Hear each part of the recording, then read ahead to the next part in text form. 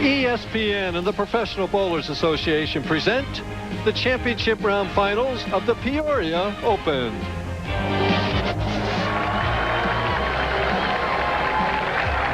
Welcome to beautiful Landmark Lanes.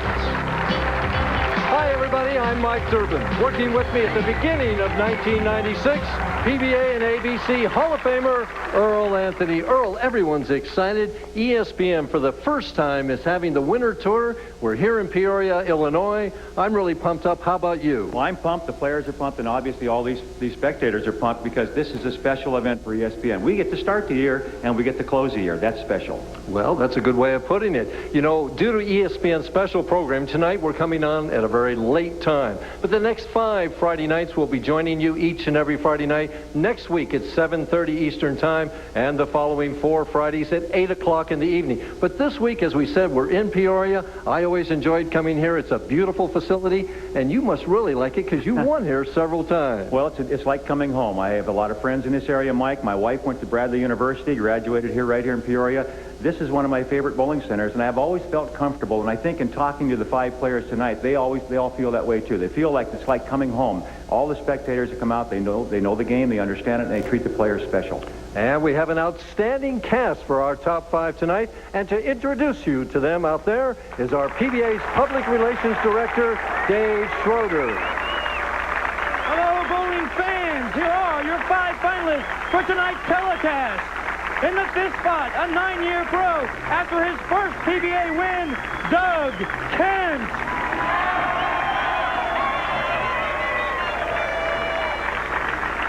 Facing him in the opening match is a 5-time champion, looking for his first win since 1992, Marc McDowell. The winner of that match faces the PBA's all-time earnings leader, Pete Weber.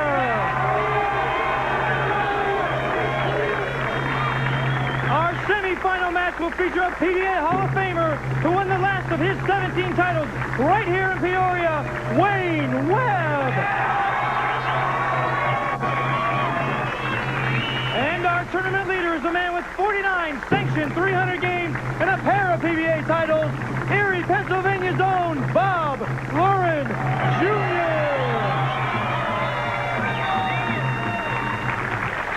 And now back to Mike and Earl in the booth. Thank you, Dave. 5 great players. Our bowler on top, Bob Lauren Jr., 49 300 games. He certainly knows how to throw strikes. Yes, he does. And I don't expect big scores today, Mike, but I do expect competitive scores. I think all the matches will be pretty close. Well, you know, the sleeper in this whole thing could be the guy in the number 3 spot, our all-time leading winner on the PBA Tour, money-wise, Pete Weber. Pete Weber has always been the kind of guy everybody else looks over their shoulder to see where he is.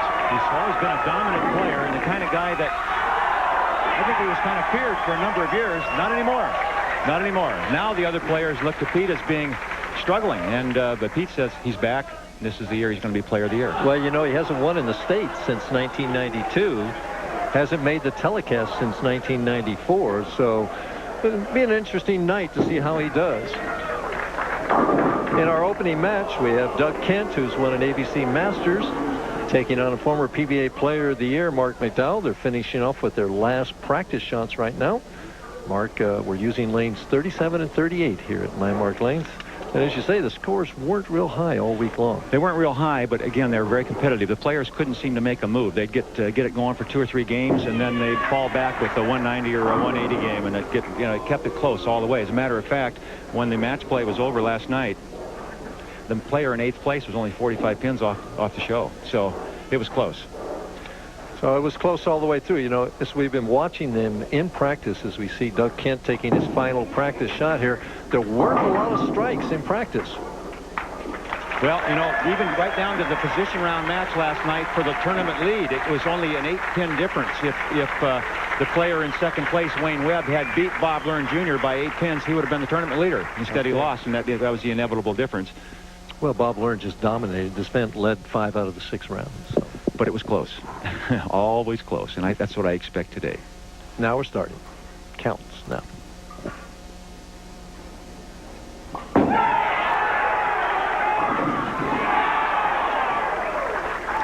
Great opening shot, really. He got it where he wanted it, and one of the prerequisites to making the top 5 today, in my opinion, if you look at all 5 players as we go along, you'll find that all 5 of them are physically strong. They can throw the ball very hard if they need to, get it down the lane quite well.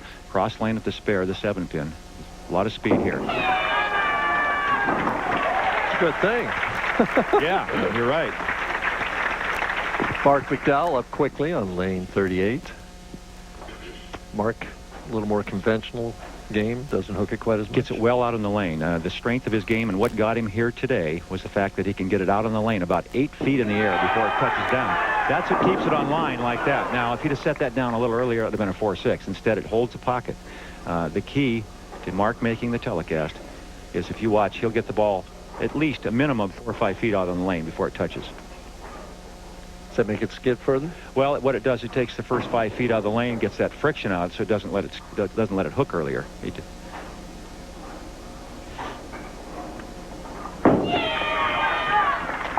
No trouble with the 4-pin.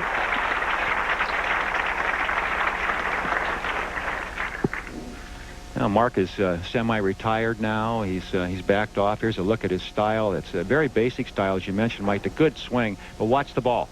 Out in the air. It doesn't touch till there. You can see that's 4 or 5, maybe 6 feet out on the lane. And again, the reason he is successful on this type of a lane condition where the lanes tend to hook is he can get it down the lane better than most other players.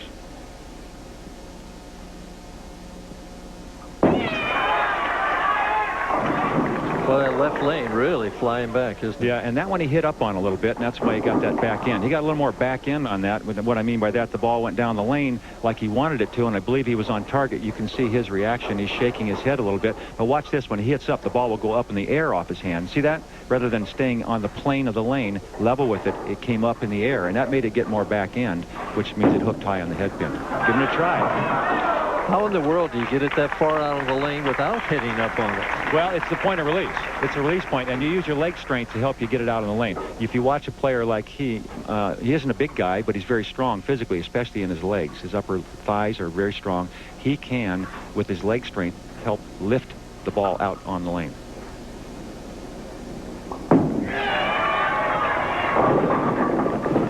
Now, is Doug Kemp a similar type player as far as getting it out on the lane like that? Doug normally doesn't play that way. He's using it today because it's to his advantage. He's physically very strong, as you know. He plants at the foul line. If you watch, he'll plant his foot at the foul line, pull the ball through. The ball's very late coming through. Uses his big shoulders, his upper body strength to actually plant the foot and pull the ball, create the ball speed he needs, and loft it. And it's more difficult. Okay, very simply, Doug Kent has to create this shot. Marc McDowell does it naturally. I see. Tough spare, the 2-8. No trouble, has it easily.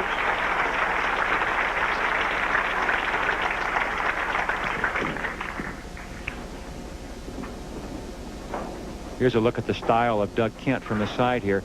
Watch the important part of his game on this lane condition. As you see, he's got great fundamentals. But when he gets to the foul line, watch his foot will stop there. See where the ball's still up, almost waist high. Pulls it all the way through from there. You see he even turns sideways with his foot. That shows you how hard he's pulling to create the ball speed he needs. Good camera work there, Mike, huh? Mm-hmm.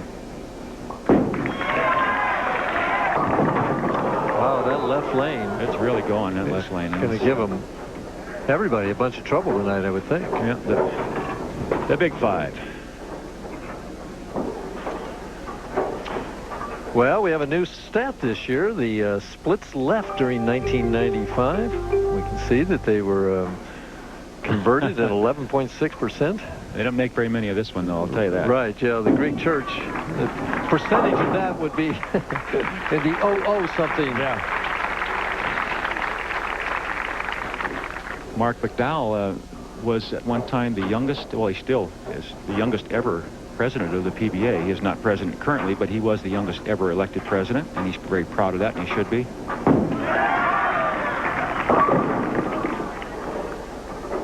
Is there anything these guys can do? Can they move deeper or anything? Well, they have to wait for a transition. The oil's got to move a little bit. That's the only chance they have of keeping the ball high in the pocket area is for the oil to carry down.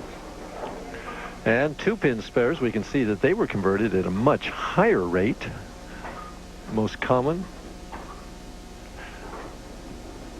610 made every single time. Boy, that's not... wow, I just almost ended that right there. Wow.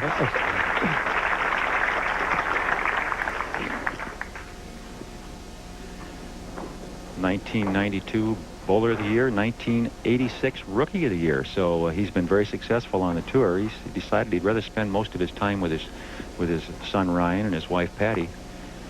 So even if he wins today, he's just not going to bowl again until the Tournament of Champions. Now that's not overdoing it, is it? No, that's certainly. Well, not too many strikes so far, Earl. Have we had one yet? No, we're still looking for our first strike between the two players. Now, the best shot we've seen so far was the opening shot from Doug Kent when he hit half pocket and left the 7-pin on what he thought would be a strike. After that, it's been a struggle. At the 4-pin. Spares you can't take for granted either. The lane surface has been dry. The ball tends to hook very sharply, and you've got to be careful. Marc McDowell has completed 4 frames. He's in the lead right now by only 3 pins. A lot of game left yet. Doug Kent can come back, and we'll be back after this. When I took the high endurance challenge from Old Spice, I really thought it was going to be a challenge. I mean, this is a challenge. This is a sure thing. It evaporates less quickly. It also lasts longer, protects better. Old Spice guarantees it. Now, if you don't think it's the best, you call 1-800-PROVE-IT and they'll buy you a stick of your old deodorant. So if you're looking for a real challenge, go climb a mountain. If you're looking for the best deodorant, try high endurance from Old Spice. Because now you got proof. Guaranteed. Time for a new cobalt blue bench-style front seat cover for your 78 Mercury Zephyr? Try to find that puppy at your everyday auto parts store. Welcome to Pep Boys, one of the biggest parts stores ever, with thousands more parts and accessories for more cars. More seat covers, floor mats, additives, and things smaller stores just can't fit. And, of course, more name brand parts with lifetime warranties and a low price guarantee. Come to Pep Boys and drive away happy.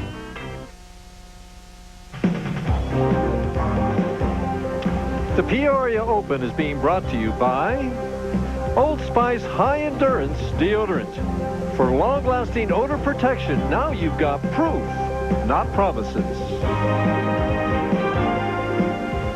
Doug Kent, 4th frame, lane 38, trailing by only 3 pins.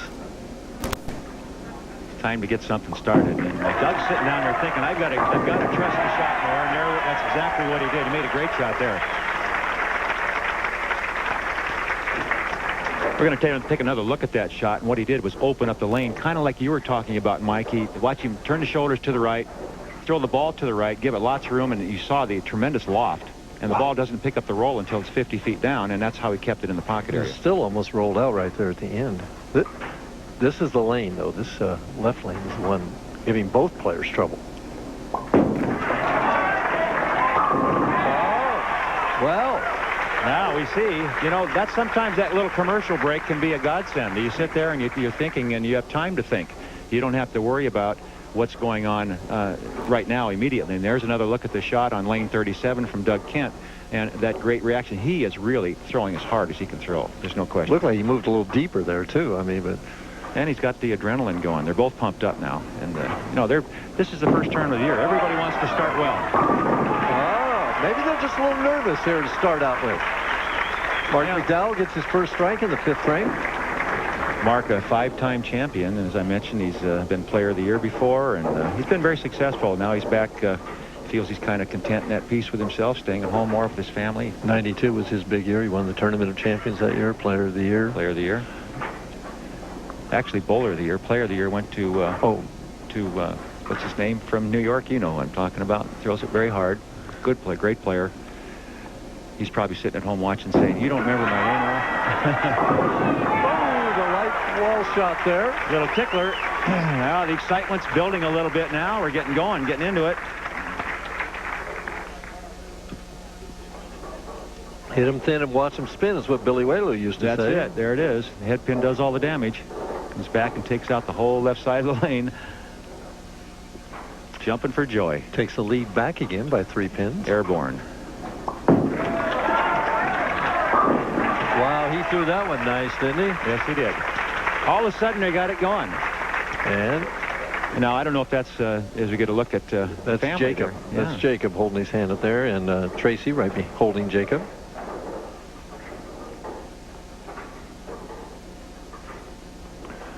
Jacob is just his face is just a young Doug. Is that right? Yes.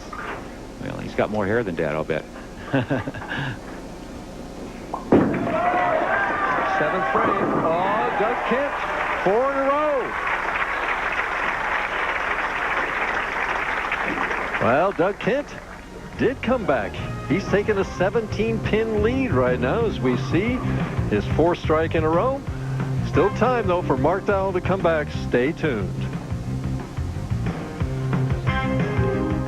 So you've chosen to be your own boss. Running your own business means doing what you love, and doing what you do best. Except one thing you don't love one bit: doing the books. Well, now you can say goodbye to your bookkeeping hassles forever, because the makers of Quicken have invented QuickBooks, the #1 selling accounting software that makes it fast and easy to do the things you don't love doing. Like paying bills, writing invoices, figuring out what your customers owe, even tracking inventory and doing payroll. QuickBooks makes it all hassle-free.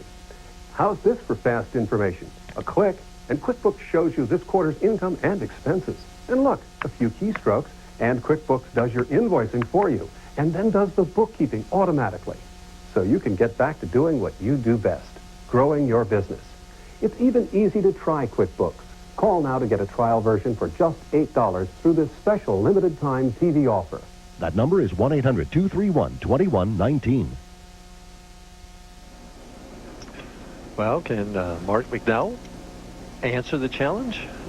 He's up in the 7th frame, trailing by 17.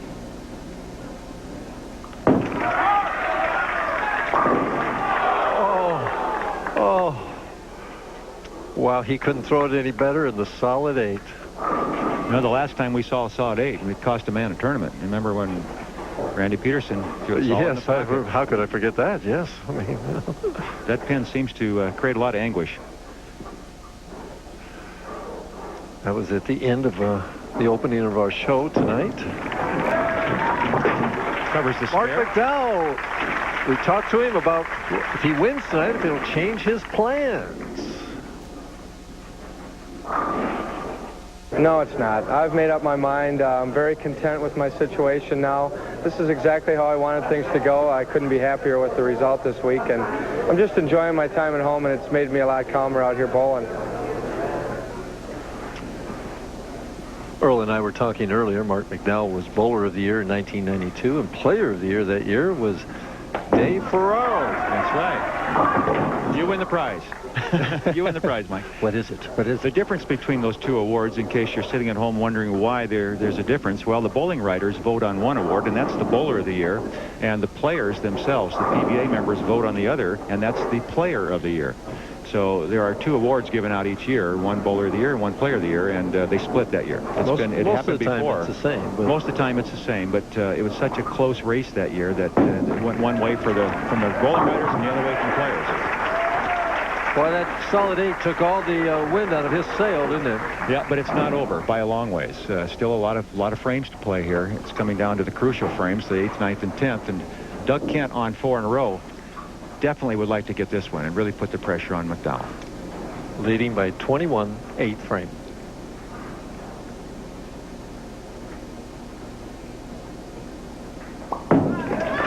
Boy, is he throwing it hard. Oh, man. I talked to him earlier and asked him if he was getting impatient to win. I'm sure I'm impatient to win, but I tell you what, my luck on TV has really been not that good, and it's got to change sooner or later. It's just if you go to the bank so many times, they got to pay you. I like the way he put that. Yeah, that's it. Okay. Well, he's banking it right in there right now. He's got a tough road to go today, though. He's not only got to get by a former Player of the Year in Marc McDowell, but he's got all-time leading money winner coming up next, and then they don't get any easier with Wayne Webb, another Bowler of the Year Hall of Famer, and of course Bob Learn Jr., who has never lost from the top seed. Interesting. Pete Weber coming on next. Our all-time leading money winner has never been Player of the Year or Bowler of the Year, has he? And that's what he told me. He says, you know, that's my plan this year. I am going to be Bowler of the Year. That's what he said. And you got to admire a man that's confident. lofty goals. You got to have those. Tough spare, an important spare. Second time he's made it in the first frame too, or in the second frame. Well, McDowell, a still possibility of shooting 210. Doug Kent going at a 219 pace, still in the wood. If he can strike out, Doug Kent would have to mark in the 10th. He needs 3 in a row. Foundation frame right here. Just a little soft for that speed. Yeah, he looked like something bothered him. I don't know what it would have been, but he didn't really go through that shot, and he came back looking around. We'll take another look at the shot. He just kind of gets, as you mentioned, he gets kind of almost quits on this shot, doesn't really get through it firmly, and his reaction, which was a little off camera right now, was to kind of look around. What happened? Well, he has the 4-7, but that's a little consolation. His best he can get now is 198 if he strikes it out, and Doug Kent just has to kind of show up for the 10th frame. Yep, Doug Kent will win this first match, and as we mentioned, waiting in the wings is the guy that's got all the money. When you talk about going to the bank, $1,700,000, huh? That's not a bad little career.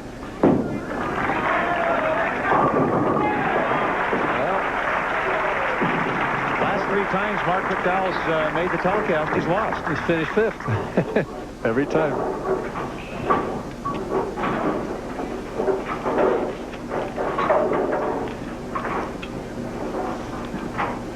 Well, he's bowling for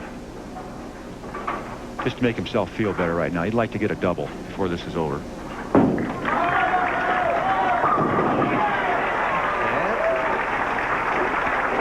That makes him feel a little better. A little better, yeah. Our statistician today is a guy that seems to always get a check, but can't quite win enough games to make the telecast. Phil Ringener. He's up there keeping score for us again. He always does a great job. And he bowled 300 this week. Yeah, well, you know, he just likes to show off. Well, Marc McDowell trying to disprove Shakespeare that all that ends well is well. Finishes with 197.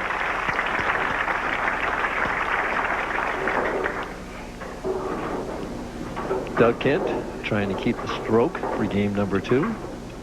Pete Weber over at the side blowing down his hands. It seems chilly in this building. I'm shivering. I don't know about you. Yes.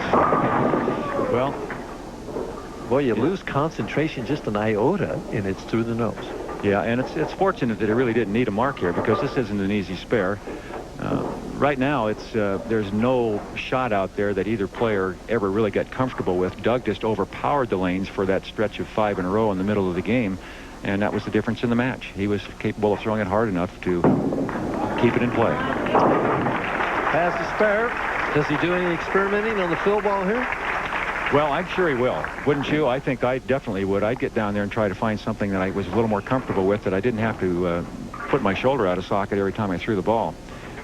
See if he tries a different release, different angle, or what he's doing here. Looks like he went around it more, gave it more room, and it just stayed out there. Well, that's not the answer right there. McDowell shakes his hand. He finishes 5th, takes home $4,000. We'll be back to give you a very average builder on adjusting. Just what we need, huh, Earl? Stay tuned. Don't go away. When sports cream, when arms are sore, when legs ache, when muscles hurt. Why sports cream? Massaging sports cream in brings fast pain relief. No medicine-y smell, no odor. Why sports cream? Because it works. This is incredible. Incredible. What is it? The double supreme cheeseburger. It's new. Brand new. Same kind of stuff as the Big Mac. Yeah, but I like this better. Oh, that's because Burger King flame broils them. It's got a lot more beef. A lot more beef. Gonna take all lunch hour to finish one. The Burger King Double Supreme Cheeseburger. Less bread and 75% more beef than the Big Mac. And it's flame broiled, never fried. With fries and a drink, just $2.99. Well, back to work. What's the rush? I don't think we're gonna be too busy. Maybe Burger King won't advertise it. You can enjoy the world of beauty, excitement, and adventure. All these and more can be yours in the wonderful world of art. And with this art test from Art Instruction Schools, you can find out if you have the interest and desire needed to become a serious art student. So to get your free art test without cost or obligation, call this toll-free number now. Call 1-800-633-3400. That's 1-800-633-3400. On February 12th, we'll present the ESPYs live. And every night on SportsCenter, we'll show the greatest plays and performances of the year. Call your ESPY voted on SportsCenter or vote on ESPNnet. The ESPYs, presented by General Motors, only on ESPN. In this world, there are two things you don't do. Stiff a valet and take a top-ranked team lightly. Look out, here come the Jayhawks. Double team and say your prayers. There's no room for pansies on the floor when you get Kansas in your hair. In other words, na-na-na-na, na-na-na-na. Hey, hey, hey. Adios.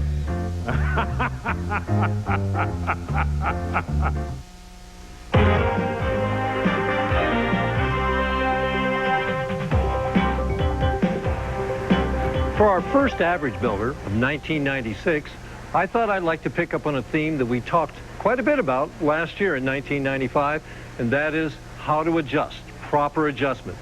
Because let's face it, making those proper adjustments is what really helps build our average. Now, normally when we adjust, either amateur or professional, we move our feet one way or the other, left or right. We sometimes move our target left or right. We sometimes throw harder or slower, or maybe when all that doesn't work, we go get a different ball. Tonight, I'd like to give you two more adjustments in the war and the battle against those pins to help raise our average and build our average. And that is, let's set up a scenario. Let's suppose I'm taking my normal position on the approach, right around the middle of the approach, and I'm taking a conventional angle to the pocket right over the second arrow, and I throw that ball, and it goes right through the heart of the pins. There it is, right over the second arrow. Boom! Right over the head pin. Just like that, I leave the 3-6-10. Now, normally, I'd move left to make the adjustment. I might move my feet and my target. Let's say I do. I move my feet one board to the left, and I throw it over the same target, but this time, the ball doesn't make it up to the 1-3 pocket, and I leave the 2-4-5. This happens all the time to professional bowlers and bowlers in leagues. And what flashes through our brain right then and there is no area, tough condition. Well, what can I do now? Well, I could throw a little harder, or I could throw a little slower, get a different ball. Let's try this adjustment. Let's stand in the exact same place we were standing when we left the 3-6-10, but move that target further down the lane. From the second arrow there, about 5 or 6 or 7 feet to the end of that dark board. That's where I'm going to aim. I haven't moved my feet at all. I'm simply going to aim at the end of that dark board. And there's something about moving that target down that helps the ball get through the early part of the lane. We throw the shot. Let's see what happens. Slow motion here. Look at the dark board, right over it, at the end of it, into the 1-3 pocket. Well, it didn't strike. Another solid 10-pin. Some things never change. But the adjustment was proper. I got it into the 1-3 pocket. Now I'm set. I didn't have to do a lot of experimenting, and I just moved that target. This also works the other way around. If I'm not getting that ball up to the 1-3 pocket, I can sometimes move that target closer to me, get the ball into a roll sooner, and make the adjustment into the 1-3 that way. There's two more adjustments to help build your average. Next week, we're going to Austin, Texas. It's February the 2nd for the Columbia 300 Open, 7:30 Eastern Time. ESPN will be there, and so will I with another average builder. And in our opening match, Doug Kent, he made the proper adjustments. He won 212 over Marc McDowell's 197. Our next match, all-time leading money winner Pete Weber, going for title 22 as Doug Kent marches for his first title. We'll be right back. Starlight, star bright. The first star I see tonight. I wish I may. I wish I might. Make my wish come true tonight.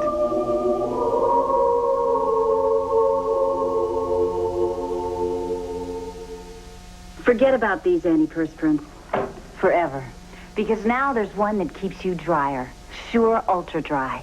It's a better kind of antiperspirant. A soft solid. Just 2 clicks, and it goes on dry to keep you ultra dry. Look, ordinary solids can flake off, but Sure Ultra Dry vanishes in to form an invisible layer of protection that keeps you drier than ever before. See for yourself. Sure Ultra Dry. Goes on dry, keeps you ultra dry. Natural ability can only take you so far. Equipment counts for a lot. I'm always checking out new ideas. You have to stay competitive. That's what I like about Pert Plus. Cleans and conditions in one step. No messing with 2 bottles. I get great results. No hassle, no fuss. Eventually, we all cross the finish. The winners just find a better way to get there. Pert Plus, great hair, no fuss. Well, back at Landmark Lanes, there's the handshake. Pete Weber choosing to finish on that left lane. Yeah, and sometimes, you know, as you mentioned, Mike, the player higher in the standings gets his choice of starting lanes. So Pete has decided he'll start on the right and finish on the left. It's kind of interesting sometimes to wonder if it's a strategy move or if it's just because the lane condition is different on one lane or the other, or he just feels comfortable finishing first in the match. Doug Kent looks like he feels pretty comfortable right now overall. Well, Doug Kent told me earlier when I talked to him that he felt that he just needs a break. If he can get one break to get him through and get that first win, he can win several times. You know, he's proven he's a winner. He won the American Bowling Congress Masters Championships a few years ago, so he knows he can win. He just has never won on the tour. Pete Weber. Well, Pete Weber, here's a look at the style of Pete Weber. One of the great arm swings on the tour. Real loose swing, gets it up a little bit out of position at the top, but he always tends to square it back up. See the shoulders open up? Watch him square them at the bottom. You can see how strong you have to be to keep that ball in play at this point. He gets it well out in front. Well, you know, we watched him in practice. He couldn't get a strike. Hasn't been here for over a year. Bang, bang. Starts with a double. Well, he's a champion and he's a competitor. Now his dad's probably threatened him if he doesn't win or something. Mr. Weber is here, and he's watching very closely. A great one, Dick Weber. There's a spread for you. His low game of the week, 141. And, of course, the 300. 159-pin spread, huh? Hurry. Now, leaves just the 2-pin. Well, in a game like this, you know, where you don't expect your opponent to be bowling 240 or 250, you got to be really patient and make your spares and just hang in there, try and stay close, kind of like Pittsburgh hopes to do with Dallas on Sunday. There you go. There you go. Well, this, as I mentioned, I feel the lane condition is such that the matches will be competitive, but I don't expect any big numbers. And of course, Pete Weber could prove you wrong. You never know what he's going to do. He could go out and bowl 300 on this pair when nobody else can hardly make 200. So he's very capable. He has changed his game dramatically. As you get a look at Pete Weber, and he doesn't really like to watch his opponent. He'll look around, look at the floor, think about something else. And the reason that is he doesn't want to see him get a lucky break or something like that. He just listens to the crowd. Doesn't want to put that negative thought in his mind. Exactly. Yeah. I never could discipline myself to do that. I think he watched that one. I think he did too, and I don't think he liked it very much. I'll tell you, you're looking away, and then all of a sudden you look up. Here's why he didn't like it, Mike. Here's another look at it. Watch what all the damage comes from the head pin. The pin right in the front goes to the wall, comes back, and again kicks out that 4, 7, 8. It just got about 4 of them there. That's all, yeah. Look at the concentration. The look in the eye of Pete Weber. Boy, just a hair softer. It was right on the same line. He wanted it. That's where he wanted it. And, you know, Pete told me he's made a major change as we get a look at his father sitting there, Mr. Dick Weber. He's played a lot of games of this sport. I'll tell you what, done it very well. But Pete said the major changes he's been making, he's had his brother Richard, his older brother Richard, watching him. He's been practicing a lot. And he's tried to change the rotation of the ball from having so much side rotation where he gets the big sharp break on the back end. He wants to get a more gradual end-over-end curve on the ball, end-over-end roll, so that curve and go down the lane in a gradual arc. So he feels he can control it and keep it in the pocket more and not get those 4-6s. And that's what he felt cost him so dearly last year. And there's that side rotation. Once in a while, he'll revert to that, and he gets the big hook again. Well, if this is his effort to throw it straight, I'll tell you what. He gets more hook by accident than you and I do on purpose. He ain't doing it right. Doug Kent suddenly now is 5 pins ahead, working on a strike, trying to make it 15. Well, this is the kind of condition Doug can excel on because he is so strong. He can overpower. Other players can't. Now, that's that even hook that you were talking about that Pete wants, and Doug Kent's getting. That's right. He's not getting the big sharp break in the back end. Sometimes the equipment that's available, the new bowling balls, can be a detriment to a great player. Someone that has an extremely good release like a Pete Weber, you know, it can hurt them because the ball actually overreacts for them. Where it might help other players, it hurts the really good player. Marshall Holman's another example. He's using a different ball in the left lane than the right lane. I didn't notice that. Yeah, I just watched the ball. That one on the right there is the ball that came out of the chute, and he picked up this other one. Oh, the left lane's hooking a lot more. Maybe he's using his spare ball over there. Who knows? Run down there and ask him, will you, Mike? Yeah, Doug. And again, the 2-8. This is his third time. He's 2 for 2 so far. We got that in our stat sheet anywhere? How many times the 2-8 been picked up? Yeah, I don't know. I've never seen it left this many times this quickly on television. Well, he's made it twice already. He made it in the 2nd frame and the 9th frame? You know, all he has to do is just use his strike line and just let the ball continue to hook.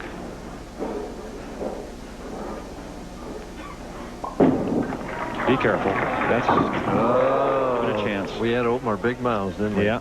I'm going to blame that one on you, and I'm going to go tell Doug. Well, that makes it a much closer match. We're down to a 1-pin match, and there's some more spares here. No, it's the same thing. 2-pin spares, okay.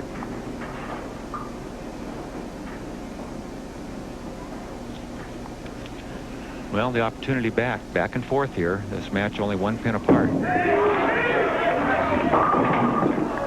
He's got to get the speed higher. He's going to go Well, what high has every to time. happen, and what happened during the match play, is that the oil would carry down, and as the oil carried down, the players would get a little hole right in front of the pocket.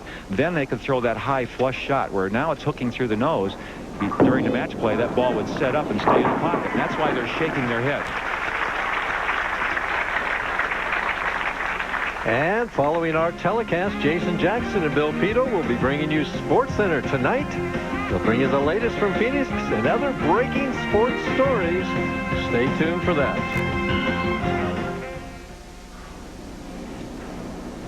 Crossed over on this one last time on the left lane, lane 37.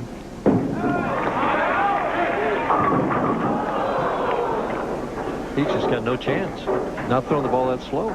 No, he's not throwing it slow. Pete can develop a lot of ball speed when he needs it, and he's got plenty of it on there. He just can't keep the ball right of the headband. It's just not getting far enough down the lane before it wants to break to the left. It starts right there, and it just breaks so sharply. Well, the double pinnacle, he gets 2 of them, but he doesn't get the other 2. Open in the 6th frame. Now trails by 17 pins. Doug Kent in the driver's seat. We'll be back to see the rest of it after this. When sports cream, when arms are sore, when legs ache, when muscles hurt. Why sports cream? Massaging sports cream in brings fast pain relief. No medicine-y smell, no odor. Why sports cream? Because it works.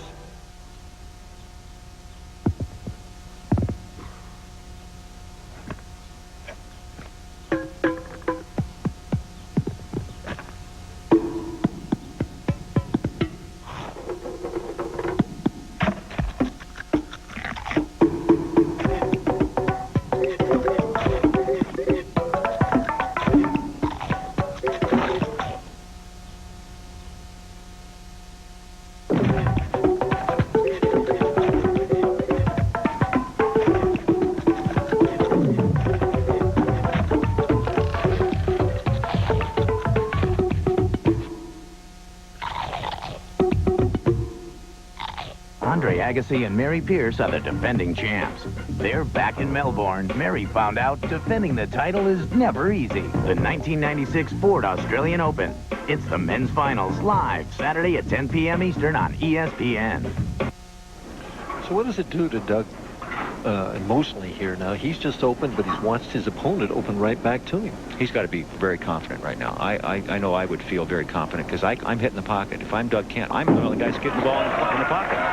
Now he hits the nose right after I said that. But he's been the only player that's been consistently in the pocket area. Everybody else has had the ball going continually high. It's trouble. These spares aren't too easy out there. Well, on a hooking lane, this is not that hard a spare. It's a tough spare on almost any condition, but when they're hooking, at least you know you can get enough on it to get the back end, get the 9-pin with the ball, which you have to do. Fit the ball between the 3 and the 6, and let the ball do the work on the 9.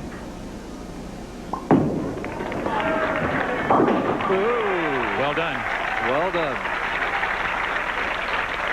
Tough spare, and the emotion is building a little bit. And Doug Kent right now is getting more and more into this, more adrenaline going, because he knows he's playing a great player, and Pete Weber can't afford any mistakes. Even though Pete's given him a couple opens, this match has a long way to go. We're only in the 7th frame. 17 pins the difference. Kent working on a spare. Pete Weber during the commercial break was stomping around on the approach. He's pretty upset with himself right now, so I expect him to make some changes.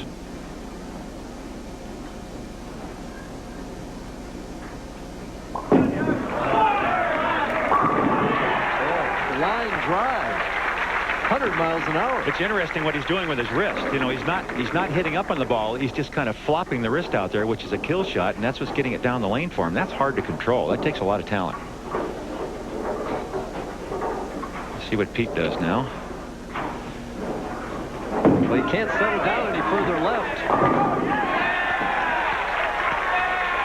He says, hey, I can still strike. I like that reaction. Yeah. If one thing Pete doesn't lack, it's confidence. He's a great competitor, a fierce competitor, and he loves competition, and he's always confident. Never gives up, always looking for another way to find a way to strike.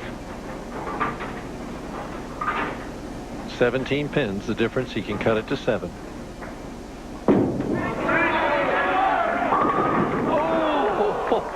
Boy, that thing set high flush and left that solid 9. Such an extreme entry angle was the problem. No deflection off the ball because it came at such an angle. Watch how far he gets it down the lane this time. And this is what he's trying to do. You can see way down the lane. Now look how sharply it breaks and then sets up. But it won't deflect because he's coming at such an abrupt angle. That was a key shot. That was. You know, Doug Kent's talking about needing that break. Luck not being too good. Well, he's getting a few tonight. Well, maybe it's his turn. It's been a long time. He's performed very well on television and had some big numbers shot at him.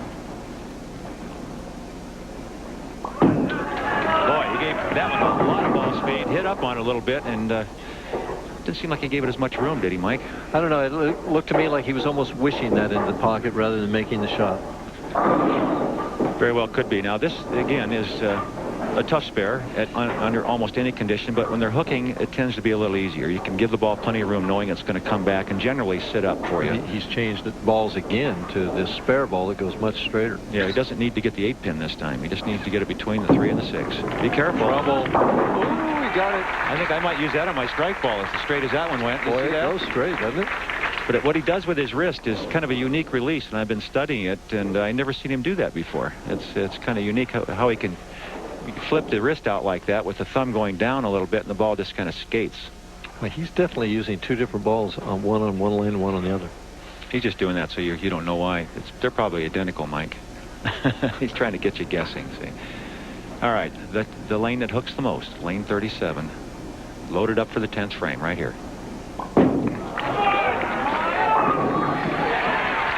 Foundation strike.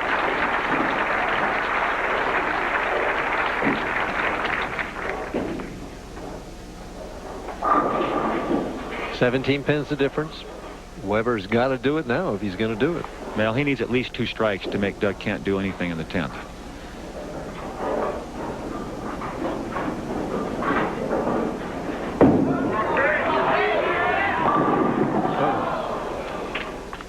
Closer, but just not quite there. Well, he made 2 great shots when he needed to.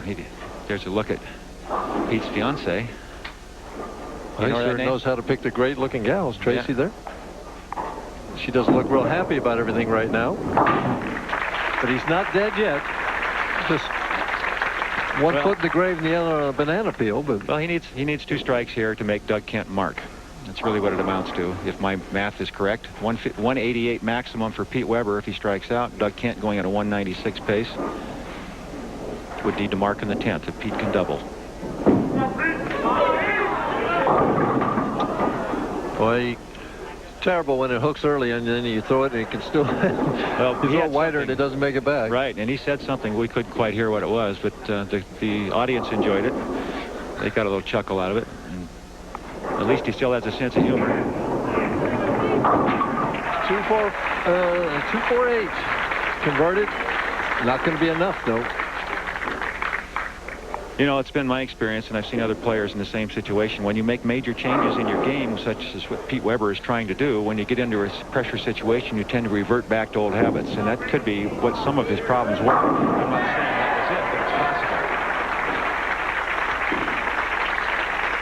was it, Well, Pete Weber finishes with 175. Doug Kent shot 217 the first game. If he strikes out here, he'd finish with 216. Well, right now, Doug Kent is halfway to what he's been dreaming of, and that's that first victory on the PBA Tour. He's going to have to do better on that lane, though. I mean, he just has struggled on lane 38 the last... It's like if he gives it room, it won't come back, and when he lines it, it wants to go high, and so he doesn't have as much confidence. He knows the lane 37 is going to hook, and he just gives it lots of room and lets it go. Pete Weber, $5,000 this week. 4-9. Nice to get a good start to start the year. That's what it's all about. So Doug Kent finishes with 182 and wins.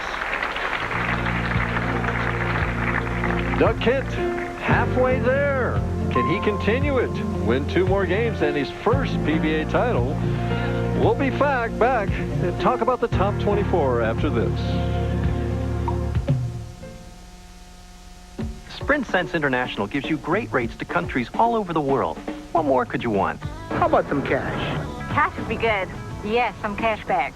Good point. Presenting Sprint Sense International with something new, cash back. Call now for these simply great rates on calls to countries all around the world. Plus, get rewarded with 10% cash back for every dollar you spend. For me, that would be at least $100 a year. So call now for just 50 cents a minute to these countries in Europe, 65 cents to these countries in Asia, 70 cents to Japan, and now 10 cents a minute to Canada on weekends. Call now and we'll even switch you for free. What about domestic calls? You'll get cash back on domestic calls, too. And with Sprint Sense International, you'll get a great 10 cents a minute rate on every state-to-state call. So call now. Cash back would be great. Good idea. Cash back. It's one phrase that's understood around the world. Get simply great rates now and 10% cash back. Call now. 1-800-227-2398. With me tonight is the Vice President and General Manager of Landmark Recreation Center, Doug Holmes. Doug, welcome to ESPN. Well, welcome to Peoria, Mike. Well, I always like being in Peoria, Doug. This is your first opportunity to host an inaugural event on the start of a tour this year in 1996. I was just curious to your reaction of being accorded that privilege. Well, we love it. First of all, it started a day early, and the TV finals are on Friday night, of course, where they were used to be on Saturday. And we feel that the Friday night is a better draw on the fact it's like a night out on the town. So it's great. I like being the first on the tour. I think the players, they were ready to go. They were biting at the chomp to get out there and start bowling. Has it been a successful tournament this year? Yes, it has. Pro-Am was good and everything? Yep. Perfect. One last question. 17 years PBA's been coming to Peoria. Will they be here in 1997? Yes, they will. Very good. You heard it right here. Doug Holmes, the guy in charge, says the PBA will be back in Peoria in 1997. Thanks very much for being with us. Thank you, Mike. We always enjoy Peoria. And some of our other finishers. In 6th place, the great Walter A. Williams Jr. just missed, and Curtis Oldham, a consistent player on the tour for 15 years. Mark Williams, he led the tour in match play appearances last year, followed by Ted Hannes, who jumped 8 places in the last 8 games. Philip Ringeter, he had a 300 game this week, 1 of 2. And Andy Nyer, he's got a title. He came in St. Louis in 1994. Ricky Ward finished 12th, and it's a good start for the young lefty. Get the year started that way. John Mazza, who won here in Peoria in 1993. Another left-hander, Jess Stayrook. He won 2 titles last year.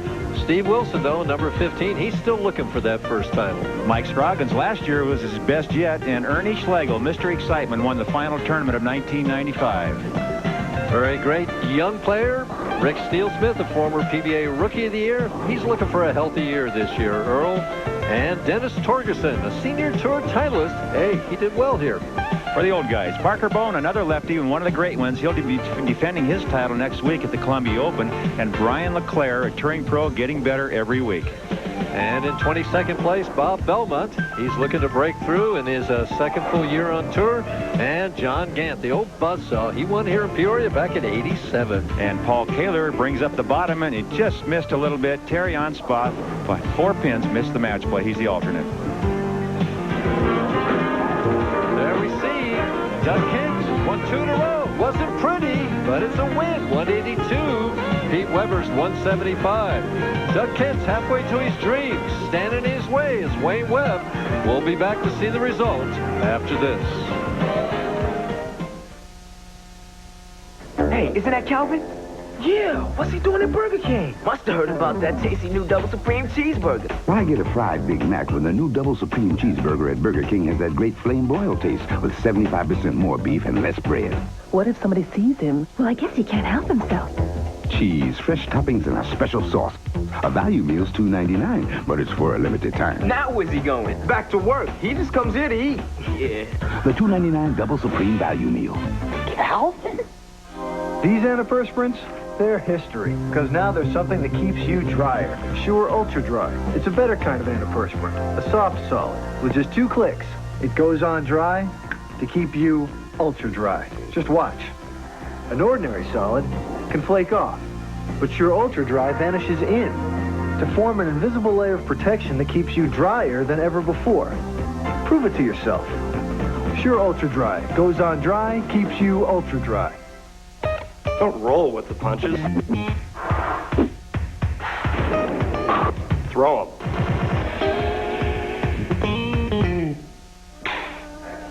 It's not whether you win or lose. It's whether you win. 11 strikes down. 10 pins up. 1 ball to go. Still searching for the perfect cold medicine? Alka-Seltzer Plus wears off after only 4 hours. NyQuil contains alcohol and won't even last through an 8-hour night. But there is a medicine that lasts all day or all night. Today's Contact. Right from the first dose, Contact gives you 12 full hours of continuous congestion relief with its unique tiny time pills. Today's Contact.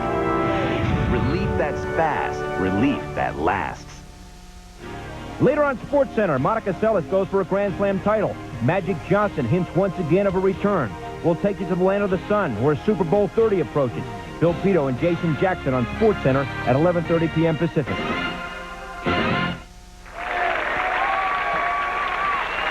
Semi-final match coming up. Wayne Webb showed me he was paying attention. He's making Doug Kemp finish on the lane that he struggled on the whole last game. Well, good strategy, but that means he has to finish on lane 37. I don't know if that's too good or not. Well, neither one of them are too easy. No, it doesn't look like there's that much advantage either side. He's made a move, Mike. He certainly did. Made That's a big unbelievable. move. Looks like about 2 arrows to the right of where he was playing, and he got a great ball reaction. Because he bowled 182, is that why? He must have found something while he was sitting there thinking, but here's another look at it. You can see he's moved to the right dramatically. He's playing around the 3rd arrow now. That's almost directly over the 3rd arrow. And getting the ball out to about the 2nd arrow. Pretty good arc on it. Not bad at all. I like that ball reaction. Just hit too hard. So, wow. Pretty hard to believe he could make that kind of an adjustment without throwing a ball, isn't it? You know, it's almost like he had a secret weapon there. I wonder if he's going to use the same ball, like keep doing like he did, you know, one on one lane, or use the same ball on both now. Our first look at the 1980 PBA Player of the Year, Wayne Webb, who's been a long time between wins for Wayne Webb. Since 1989 right here, but, you know, it's got to give him confidence. The last time he won was here. That's right. And talking to Wayne, he said the same thing. He says, I'm very comfortable here. I enjoy bowling in Peoria, and he feels that's part of it. But I'll explain as we go along some of the major changes that he has made in his game in the last 2.5 months. He says he's been bowling like a young man again. He's been bowling 30 practice games a day for the last 2.5 months. Oh, that left lane he thought that was going to be in the pocket. He did. He was running it out. When he let go, he thought it was a great shot, and he probably threw it the way he wanted to. But the changes in his game are just phenomenal. He's made several, and I've got them all written down here, so I make sure I don't forget any. But it's amazing. Are you to that point where you have to write these things down? Oh, yeah. Oh, yeah. I just wondered if there was two of us. Well, you know, it's amazing what he's done in 2.5 months, because to really change a game this dramatically takes a lot of hard work. Boy, 6 and 7 out right here. That's a disastrous frame there. Well, early in the match, he probably felt he could take a chance and maybe try to get lucky. But again, the strength of Doug Kent has been the factor so far, his ability to overthrow the ball. He's moved right on this lane, too. Mm-hmm. This is the lane that if you get it too far right, wants to hang. Let's see what happens here. In other words, it'll start to skid on you.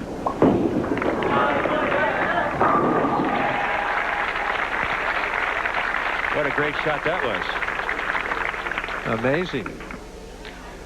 This is the last game, the 9th frame on the left lane. We can see, you know, it's almost in the left gutter where he's sending it down left of the 4th arrow at the arrows. Mm-hmm. He's using the same ball now on both lanes. Now, this is current. This is current. This is 3rd arrow now. That's 2 arrows difference. There's the first one. That's 9th frame last game. And there's current. That's 2 arrows. That's 10 board difference.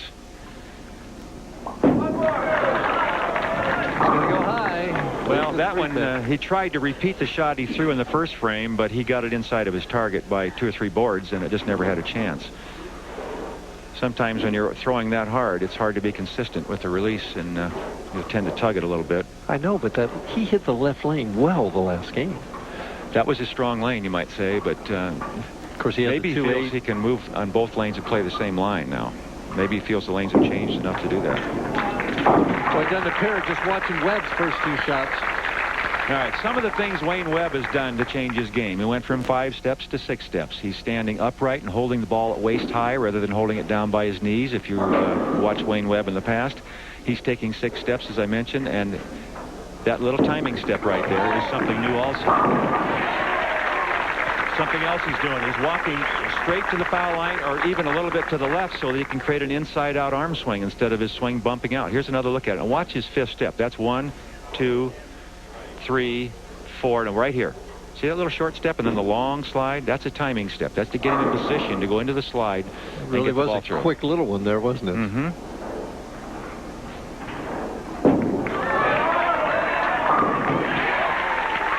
That's not the only change that Wayne made. We talked to him about that just a little bit earlier.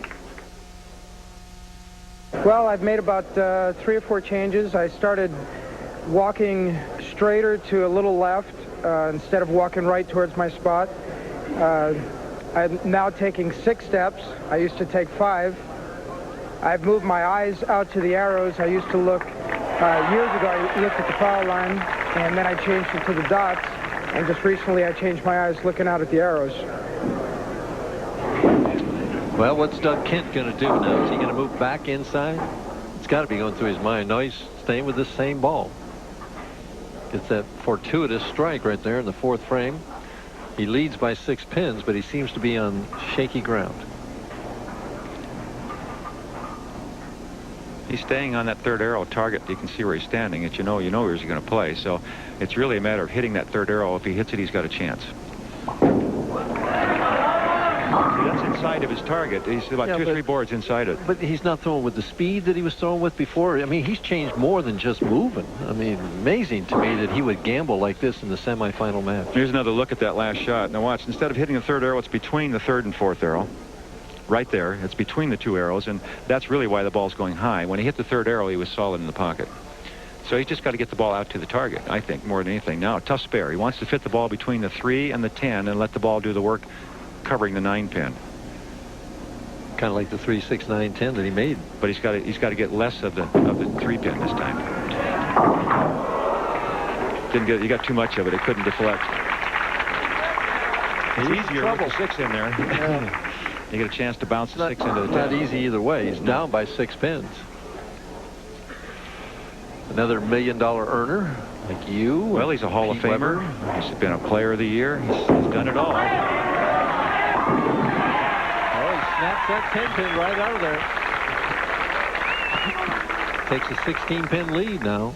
I used to bowl with guys like this, Wayne Webb, a few years back when I was on the tour, and I'd watch a guy like this, and I'd try to learn what does he do that's the strength in his game.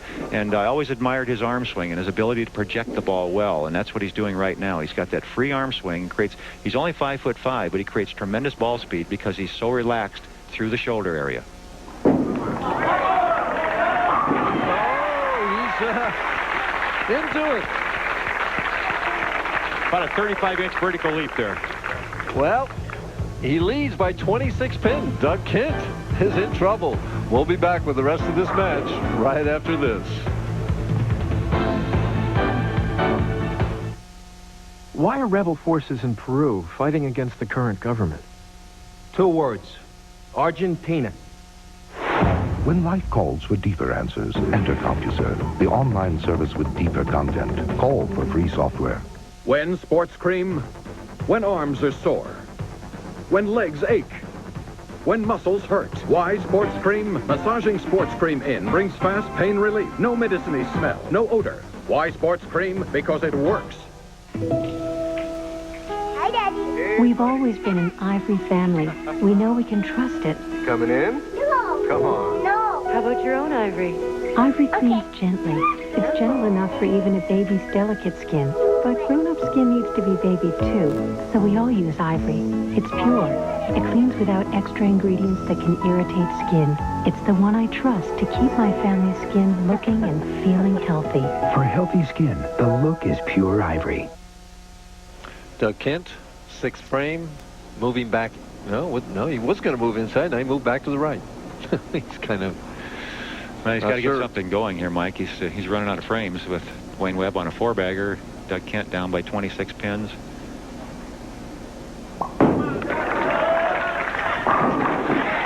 Now what's he do? I think he's going to stay there and just try to get the ball to his target. I think he realizes he hasn't gotten the ball to the target yet. It's been short of the target twice, and that's why he's gone high. It'll be interesting to see. He hasn't missed the right lane now. Remember, the left lane was his strength. Now he hasn't missed the right-hand lane in this game. So isn't that bowling? Isn't it? Yeah. Well, he's staying with that same angle. Let's see if he gets it to his target this time. If he does, or he's got right of it at least. I mean,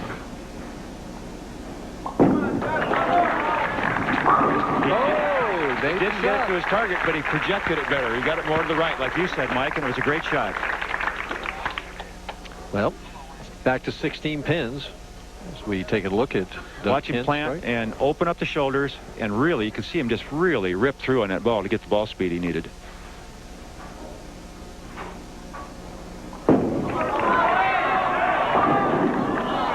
Just a hair softer. Yeah. Wayne Webb, as we watched in practice, is basically just trying to throw an end-over-end shot down there, not hook it, just let the lane hook it. Well, Wayne is always, and again, going back to when I bowled against him many times back in the late 70s, early 80s, Wayne Webb has always been his best when he can go down the boards, not crossing boards. He wants to go with the boards. In other words, down and in is his best shot.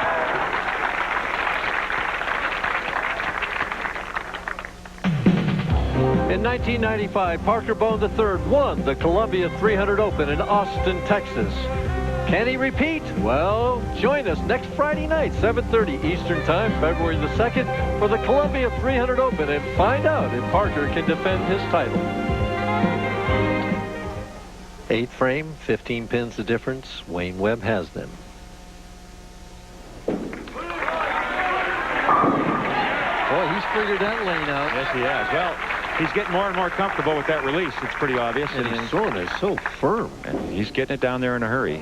Like I said before, and I truly feel that the reason these 5 guys that you're seeing on the telecast today are there is because they have the ability to get the ball down the lane with a lot of ball speed.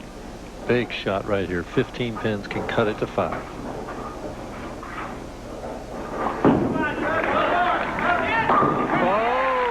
Still in the match, Earl. I love the way he gets to the foul line. He's so steady with his upper body. He doesn't go up and down. He just stays there. You could set a table on top of his head. Watch him. He doesn't move. Look at how steady that head is. All the way to the bottom of the swing. Then he goes after it. And it's the only time he comes out of that shot at all. He re-racked in the 9th frame. You're so good at predictions. What's What? your prediction here in the 9th frame? He's going to strike. He's going to strike, and Wayne Webb's going to get up in the 10th needing him, and I don't know what's going to happen. Okay. But I feel that Kent is comfortable now. He's made a great shot in the left-hand lane, and he knows where to throw it. Shot of the week for him right here. Takes the lead. Are you ever wrong? Most of the time, but I guessed right that time. We've got a match here. This is the best one we've had tonight, and two great players coming down to the wire. Wayne Webb, Wayne deep Webb, breath. trailing by 5. For the lead. He blew it when he let go. What a great shot. Fundamentally, really sound. He's worked on his game. He's spent all that time, and it's paying off for him. Boy, we see it coming from 67th place after the first round all the way to the lead after 5 rounds and qualifying second. Leads by 5 pins right now.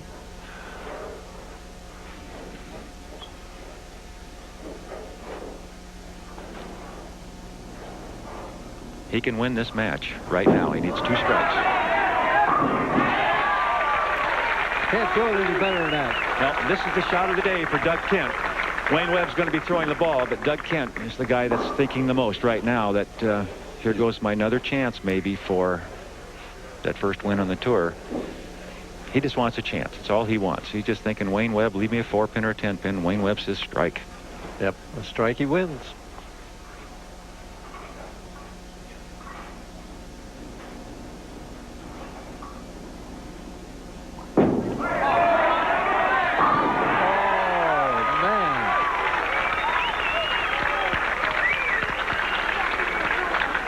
Doug Kent says, well, my luck on TV is still not that good.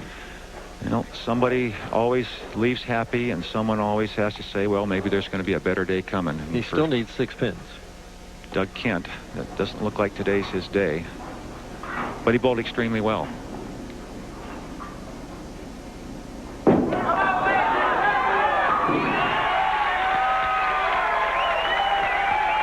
Quite a performance. That's the Wayne Webb I remember, I'll tell you that. That's how he used to bowl every time he put his shoes on. He was great. That's 10 strikes. 9 out of the last 10 strikes were strikes. You know, Doug Kent could be bowling 238 and losing, and that looked like it was going to be maybe the high game of the day, 230. Boy, bowls his best game, and he loses. You know, Doug made the move, and he made a courageous move. He moved to the right. He ended up playing exactly where Wayne Webb is playing. Now, I wonder if the oil finally did move down. They got that little hold spot they were looking for. Well, this match is over, so we're going to take a break right now. We'll be back with Championship Frame right after this.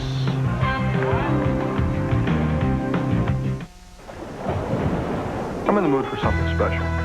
Burgers and fries? Nah, better than that. Spaghetti and meatballs? No, think bigger than that.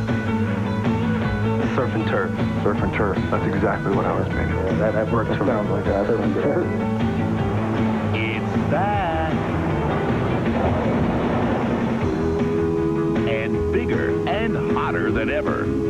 It's Beauty. And the Beast. It's wet. And wild.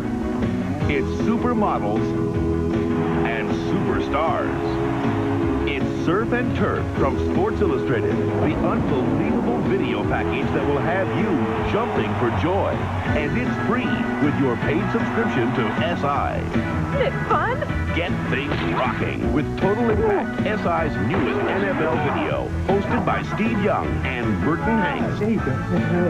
It's an over-the-top look at the toughest game in town. Rock and roll, baby! Rock and roll! Get your hands on NFL Total Impact and get into the game on a whole new level. It's right there for the taking! Then, let SI take you to paradise with our exclusive, exotic new video, The Making of the Swimsuit Issue 96. Go behind the scenes with the most beautiful women in the world. Call now, and this incredible video package is yours free when you order 54 issues of Sports Illustrated, including the college and pro football spectaculars for only $1.47 an issue. Save over 50% off the cover price. Use your credit card for quicker delivery. Okay, okay, okay. Don't miss out on a video package like you've never seen before with NFL Total Impact and the making of the swimsuit issue 96. It's Surf and Turf from SI. From the bench to the beach, there's nothing in the world like Sports Illustrated. Get into it.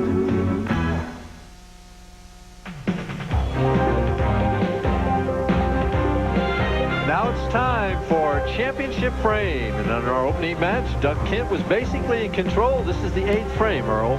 This was for 5 in a row, and really it puts all the pressure on that opening match. It just puts it away. No chance here for Marc McDowell to come back. And Doug Kent, happy with that result right there. He won 212 to 197 in our opening match. And he moved on in match number 2 to take on all-time leading money winner Pete Weber. This is the 9th frame, Earl. This is the 9th frame, and he just, with this strike, a great shot. This one he was still playing way inside. A great shot here to get the strike, put the pressure on Pete Weber, and he couldn't respond. Well, we're stumbling it out here, too, and that was a grind-em-out game, 182 to 175. Now we had a great match. Wayne Webb, second ball in the 10th right here, Earl. And each one of these a strike, and Wayne Webb with 2 strikes in the 10th. This, the second one, was a shutout for Doug Kent. Even though Doug Kent bowled his best game of the day, it wasn't enough.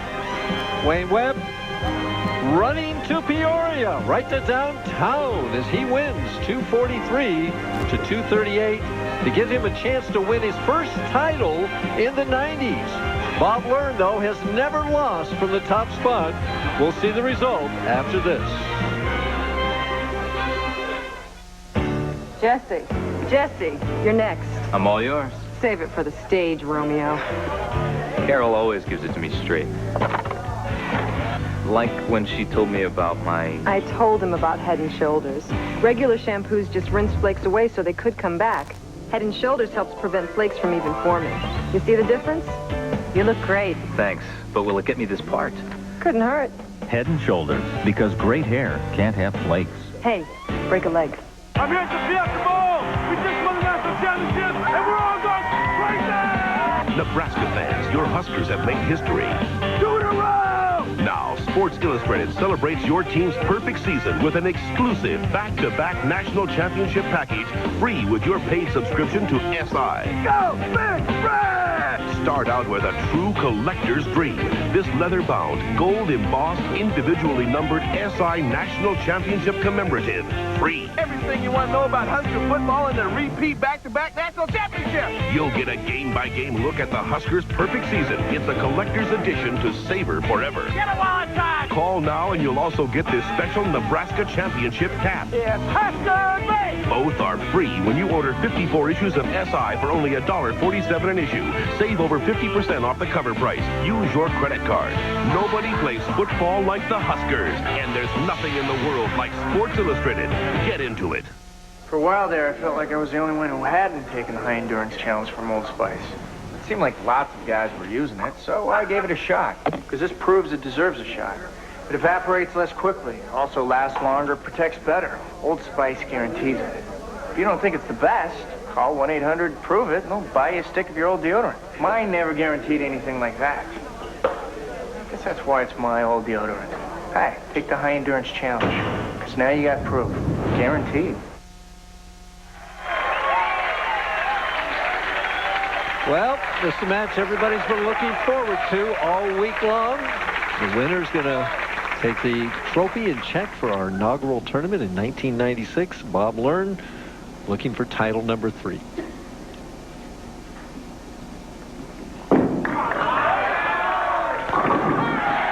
Great way to start. That is. That's just about as hard as he can throw a bowling ball right there. And another player that likes to plant the foot, pull it through, and get as much on it as he can. Wayne Webb. And another player that's kind of vertically challenged, right? Right. 10 strikes in his opening game. Just phenomenal ball.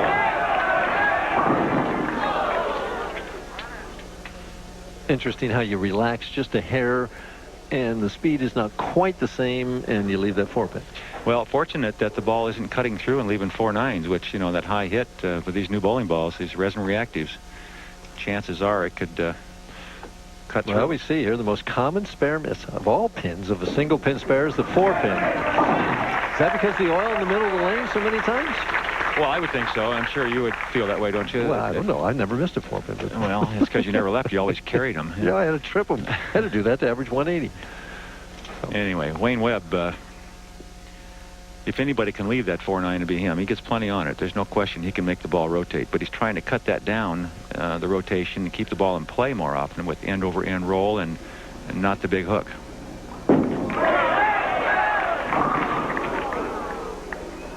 Well, he's got to get his act back together, right? Regroup a little bit here. Yeah, and get the adrenaline going again. Maybe, like you said, he's relaxed a little bit, and maybe he's feeling, you know, it's been 7 long years for Wayne Webb. Even though he won here, his last win in 1989, he's probably feeling a little pressure out there. He's been struggling with his game. As I mentioned, he's worked extremely hard. Tough spare, the 2 and the 4. 3-6, I mean, excuse me.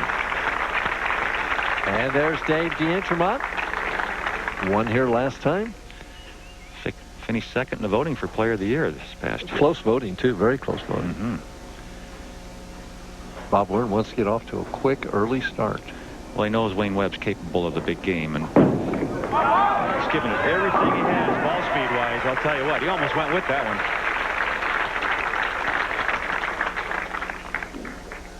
Kind of like Jim Brown there walking back. I mean, you know, you never thought Brown was ever going to get up, you know. Well, Bob here just taking his time coming back. Well, he's getting so much energy and going the other direction, it's probably hard to come back upstream, you know.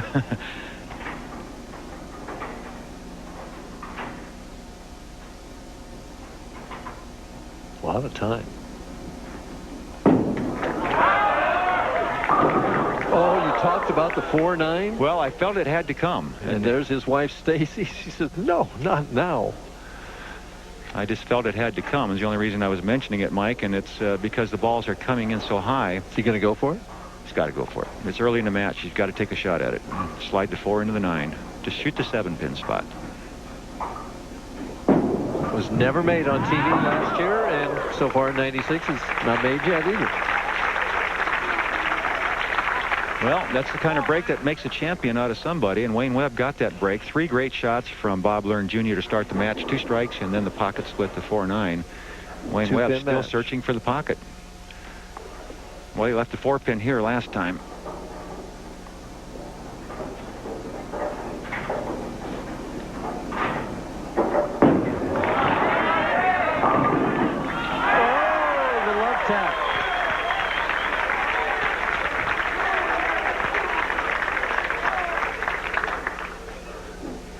Wayne Webb. Here's another look at it halfway down the lane, and this gave this one lots of room. Mike got it back. The ball didn't hit extremely hard, but it got the job done. The 5 into the 7, and the 6 just kind of lays on the 10. And he likes it. Guess he does. I wonder where he goes to get his hair done. What do you think? Not the same place you do as he doubles up. There he goes.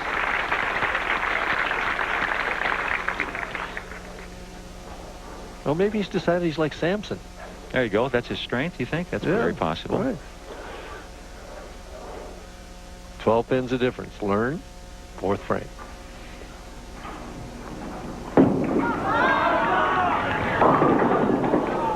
Well, new executive director of the Professional Bowlers Association, Marc Gerbrick. Probably getting a little sage advice from Dick Weber sitting there on his left. Did you notice that? Well, fatherly advice maybe, or? Well, I think Weber was, he's a Midwest regional director, right? Well, he's also one of the founding players, one of the charter members of the PBA.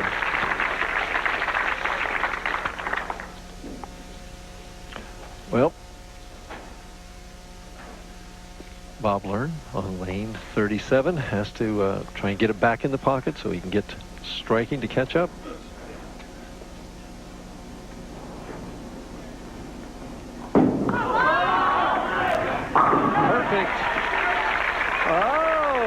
Look at that young whippersnapper, and I wonder who that is. Huh? Yeah, that's my youngest son there, new managing editor of the Bowling Center Management Magazine, the BPA's magazine. Young man. Good-looking young man. He must look like like his mother, right? You got it. Okay, Wayne Webb back in control. Chance to expand his lead. Ooh, that's that little balk he makes because sometimes He doesn't feel comfortable. Remember, he's made that 6 steps instead of 5 now. Kind of like Barry Asher. Doesn't matter how many steps he strikes. It's great. And players are allowed 2 re-racks in each game on a televised portion of a tournament. And Wayne Webb, I believe, has used both of his, Mike.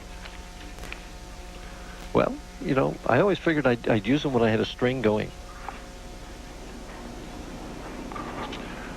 If I wanted to keep that string going, I mean, you know, I'd use them up then, and if I kept the string going, the right re-racks were not left in the bag, so to speak, as he leaves the 2-8. We've seen that before.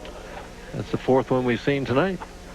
Something bothered Wayne there. He came back, and I don't know what it was, something in the audience. It could be any little thing. When the players are on the approach, it's deathly quiet in the bowling center. You can hear a pin drop, and then any sound at all can interrupt your concentration. At the 2-8. Perfect. But Bob Learn has a chance to get back in this match if he can strike a couple of times. Down 20 pins right now.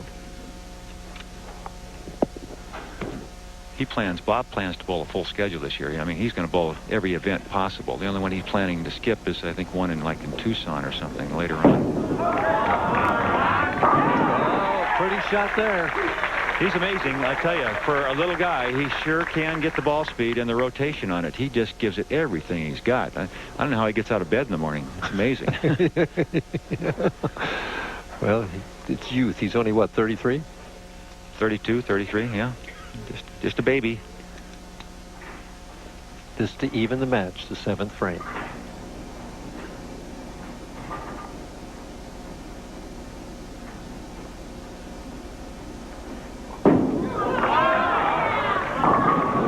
Break right in the middle of the lane. He kind of got surprised. Leaves the 3-6.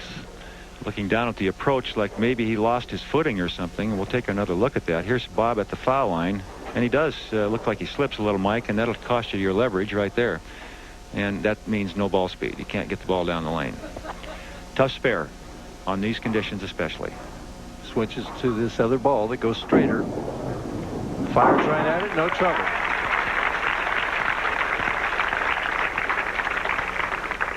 Still down 12 pins.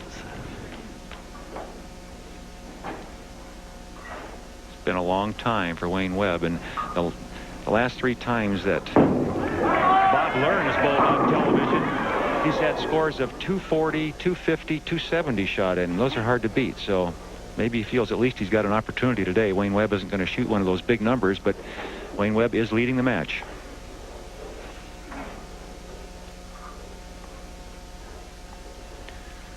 Just moved into a new house too, Bob Learn Jr. did, and so needs to make a little money to pay for it. Yeah, that's we know the name of that tune, don't we?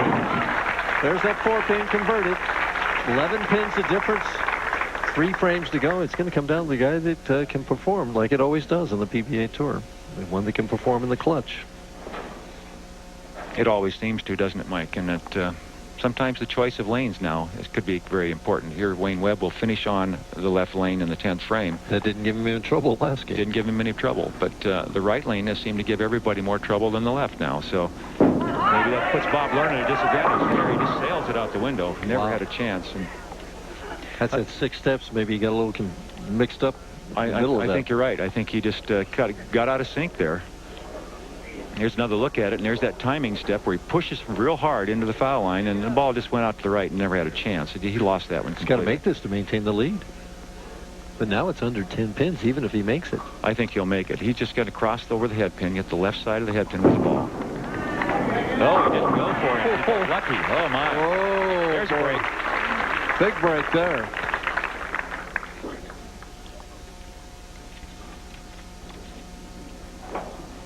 Eight pins the difference, 8 frame the action.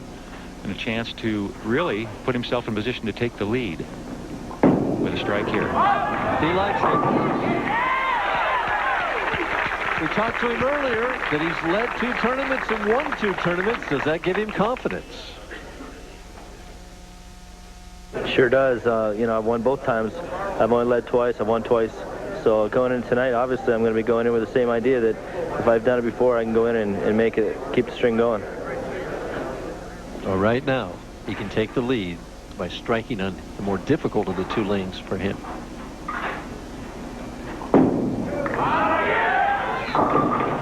Same thing, the 3-6. Well, his effort at the foul line then was just everything he had. It was just, I don't know how he had any control at all, because he put everything he had into that shot physically to get the ball speed he wanted, and he just lost control. And the ball hooked anyway. You know, it's just amazing. The 3-6 again, and again. It's got to make it to stay in the match. Got to make it to stay in the match. But 2 frames to play for Wayne Webb. Who knows what's going to happen? Well, it's a grind-em-out finish right here. Webb's fate is in his own hands.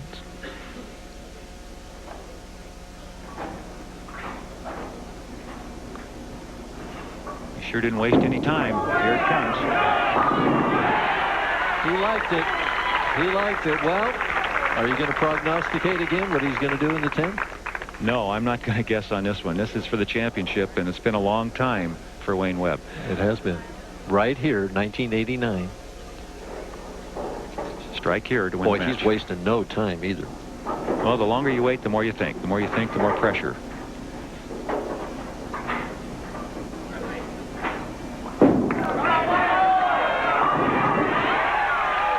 Can't throw it much better than that. He had the solid 7, and it went down.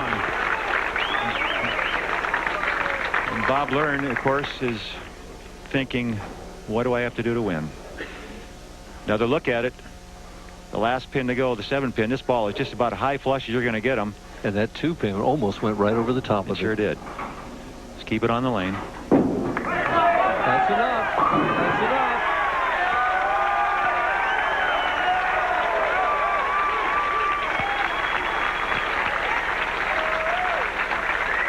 enough. Wayne Webb is your winner here in Peoria, Illinois. The first stop of the 1996 tour. We'll be back to talk to him right after this. Sprint Sense International gives you great rates to countries all over the world. What more could you want? How about some cash? Cash would be good. Yes, some cash back. Good point. Presenting Sprint Sense International with something new, cash back. Call now for these simply great rates on calls to countries all around the world. Plus, get rewarded with 10% cash back for every dollar you spend. For me, that would be at least $100 a year.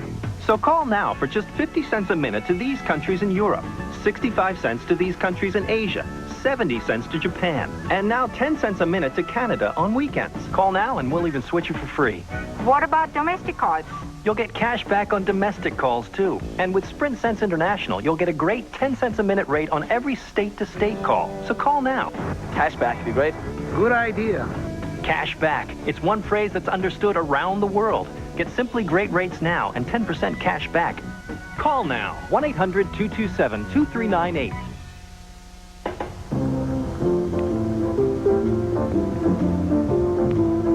I think it breaks right.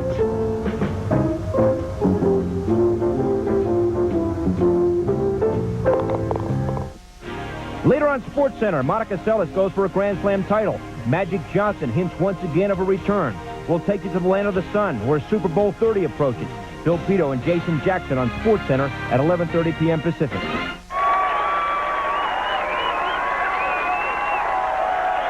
There's your winner of the Peoria Open, the first tournament of 1996. Ohio must be the magic for you, although you're in Illinois. Well, you know, it is the Magic City, and those guys down there, they'll be having fun tonight. There must be something special about Peoria, Illinois. Your last win here, now again. Well, I didn't want to have to change my stats. When Johnny used to get on the mic, he always went, Wayne Webb, his last win, Peoria, so we didn't want to change that. Well, you're so considerate. We're going to have to say goodbye right now. For Earl Anthony, this is Mike Durbin, and our winner, Wayne Webb.